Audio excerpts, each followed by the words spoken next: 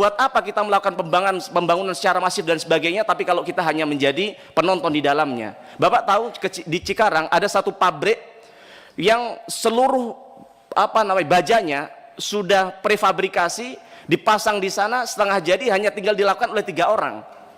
Jadi kita hanya menjadi penonton di dalam negeri kita sendiri. Maka kami usulkan 2 hal tadi. Nah, kemudian yang kedua, Pak, atas masukan dari teman-teman asosiasi tadi, ada celah mematikan di sistem perdagangan, yaitu HS 9406 yang seharusnya untuk bangunan prefabrikasi, tapi kemudian dijadikan oleh para mafia untuk jalan tol agar mereka bisa mengimpor baja tanpa izin teknis, tanpa SNI, juga tanpa TKDN begitu, Pak.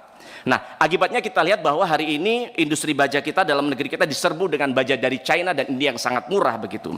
Nah, kemudian ketika mereka bertanya ke Kementerian Perdagangan dan Perindustrian, antar 2 kementerian ini saling lempar.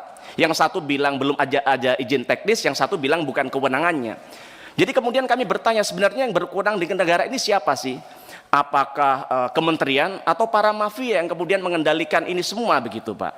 Nah, maka kami minta pada kesempatan hari ini untuk segera revisi HS Code 9406, Pak, menjadi larangan terbatas dan terapkan kuota impor agar mereka tidak main-main lagi dalam mengatasnamakan HS Code 9406 ini, Pak.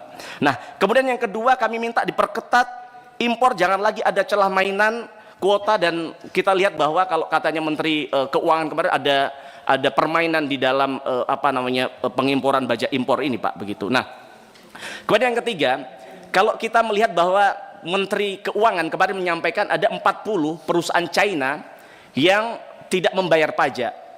Ya, walaupun seringkali Menteri Keuangan seringkali membuat gaduh tanpa membuat tindakan nyata di lapangan. Harusnya tanpa keluar-keluar ditindak mereka, ya kan begitu. Tapi pertanyaannya, kalau ini benar, Pak, sebenarnya apa yang sudah dilakukan oleh Menteri Perdagangan dalam persoalan ini? Kalau mereka saja logikanya mereka tidak bayar pajak, Pak, artinya saya yakin mereka tidak ngurus SNI juga, Pak. Saya yakin mereka tidak ngurus surat dari Kementerian Perdagangan untuk mereka bisa mengimpor baja dalam negeri kita. Lalu pertanyaannya, atas 40 yang ditemukan oleh Menteri Keuangan itu, berapa yang sudah Bapak tutup begitu? Dan datanya mana saja sih, Pak? Itu betul nggak sih? Jadi kami pengen transparansi di tempat ini agar kita semua bisa belajar dari kesalahan yang sudah terjadi begitu. Nah, kemudian soal Krakatau Steel. Krakatau Steel ini sudah, selama kami duduk di tempat ini, sudah berkali-kali diselamatkan oleh negara, berkali-kali disuntik modal tapi juga tidak kompetitif. Kita tahu bahwa baja dari Tiongkok itu harganya 500 US dollar per ton, sedangkan harga produksi dalam negeri saja itu 650 hingga 700 US dollar per ton, artinya sangat tidak kompetitif. Maka pertanyaannya buat kami, kenapa sudah begitu manjakan oleh pemerintah, bahkan terakhir Danantara memberikan 4,9 triliun, itu dampaknya untuk apa? Apakah kemudian jadi kompetitif Krakatau Steel? Nah, maka kami ingin mendapatkan penjelasan soal hal itu begitu. Kemudian soal kami mendengar di Krakatau Steel kemarin ada laporan keuangan yang katanya positif di triwulan ketiga 2025. Maka harapan kami di era Danantara, di era Pak Doni yang menurut kami juga serius dalam memperbaiki tata kelola Danantara ini, janganlah ada poles-poles keuangan seperti zaman-zaman dulu begitu. Nah, maka kami ingin tanya, itu positif dari mana keuangan ini? Karena yang kami tahu bahwa liabilitas jangka pendek Krakatau Steel itu 2 miliar US dollar begitu. Sedangkan bunganya sekitar 209 miliar US dollar. Nah, maka pertanyaannya berapa, dari mana angka positif yang disampaikan? Jangan-jangan positif karena pinjaman dari Danantara begitu.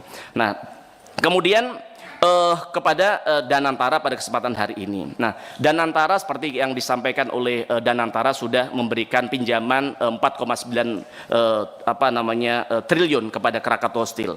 Maka pertanyaan kami, apa jaminan bahwa dana ini akan memperbaiki fundamental bisnis dari Krakatau Steel? Termasuk apakah kemudian dengan adanya pinjaman modal akan lebih kompetitif, akan bisa lebih hidup, akan bisa lebih bersaing dengan importasi baja Cina? Saya kira kok tidak begitu. Maka kami minta penjelasan soal hal itu. Dan kemudian pertanyaannya, kapan dan dengan skema apa Krakatau Steel akan mengembalikan pinjaman 4,9 triliun kepada Danantara. Nah, kemarin kebetulan kami fraksi PDI Perjuangan baru menerima asosiasi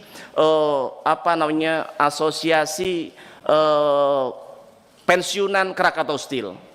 Mereka mengeluhkan soal mereka ibarat naik mobil diminta turun di tengah jalan begitu dengan dengan skema dari Krakatau Steel, yaitu Windows apa Pak? Windows lump sum Windows begitu. Nah, yang ternyata setelah saya dalamin kan enak Pak, dapat ini lump sum Windows. Ternyata dipotong 50% begitu. Nah, jadi terus kemudian ternyata angkanya kalau kemarin kami saat FGD itu katanya angka untuk lump sum Windows itu 700 sekian miliar. Tapi ternyata kemarin angkanya 600 miliar. Jadi sebenarnya yang benar berapa sih angka? Jadi sebenarnya 4,9 triliun untuk apa saja sih Pak? Dan untuk lump sum